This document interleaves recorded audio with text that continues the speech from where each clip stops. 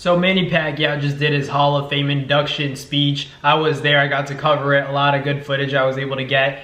Coming soon. I got a lot of behind the scenes for you guys. Shout out to Sean Porter for making it happen. But yeah, Pacquiao obviously got inducted, and his speech was very, well done in my opinion. Round of applause for Pacquiao. Very well done because he did a lot. Talked about how, he's had a great career, had nothing, turned it into something, was nothing, turned himself into something great. And what really stuck out to me was when Pacquiao ultimately talked about Floyd Mayweather. Indirectly, Pacquiao said, "I never fought to protect an undefeated record. I fought to test my limits." And that's a very strong quote people need to really think about. Pacquiao didn't fight to protect an undefeated record. He wanted to test his limits. That's a direct shot at Floyd for anyone who can really read between the lines and knows boxing, because obviously Floyd and Manny are always compared to each other because they were the same era, and Floyd and Manny were basically rivals. It was the fight that everybody wanted to see. It turned into that mega fight back in 2015. That wasn't the most exciting fight in the world, but it was the biggest event in the history of boxing, and for good reason. Floyd obviously is a very talented defensive fighter, but Manny's trying to say, like, boxing is about testing yourself. The statistics of a record don't indicate how great you are. I really never thought it was about Floyd's record and Manny's 8-division world champ. It was about Manny's 8-division world champ, but Floyd, it's not about 50-0. It's about how many world champions Floyd has beaten. That's what I respect. It's not his undefeated record. If Floyd had L's, that wouldn't make me think any less of him. It's more so that every world champion he ever faced, he was able to beat.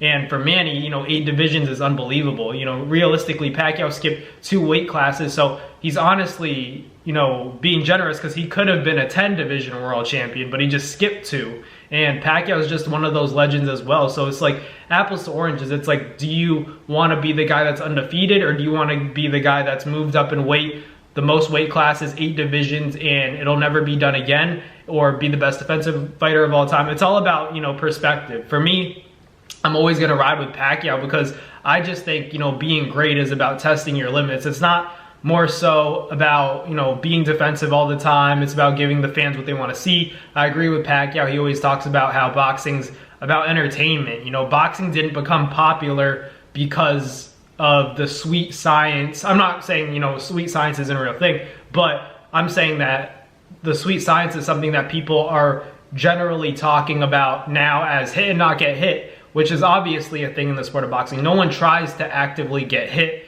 in the sport, but there's also a bit of neglection towards offensive fighters nowadays. People shame offensive fighters like they're stupid, they're clowns, they're memes, but at the end of the day, these are modern day gladiators. You know what I'm saying? Like, you don't look at a boxer who's more on the back, but he's more defensive. You don't call that guy a modern day gladiator. You call a gladiator a guy like Pacquiao, a guy like Inouye, Terrence Crawford, these guys who take risk. It's not easy to come forward. Everybody always says, oh, hit and not get hit. It's the most difficult thing in the sport of boxing. It's the longer you'll last in the sport, the less damage you take, the longer career you'll have. And that's all true, but also remember that it's not easy to come forward. That aggressive style that you guys see from a lot of fighters isn't easy to do because you're taking shots to get your shots off. And that's difficult. It's difficult to allow your body to take punishment and then in return get your shots off and be accurate.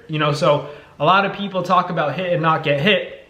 I'm not saying it's an overrated thing to look at in the sport of boxing. It's definitely something to appreciate, and it's an intelligent part of the sport. But don't underappreciate and undervalue the magnitude of an offensive fighter as well.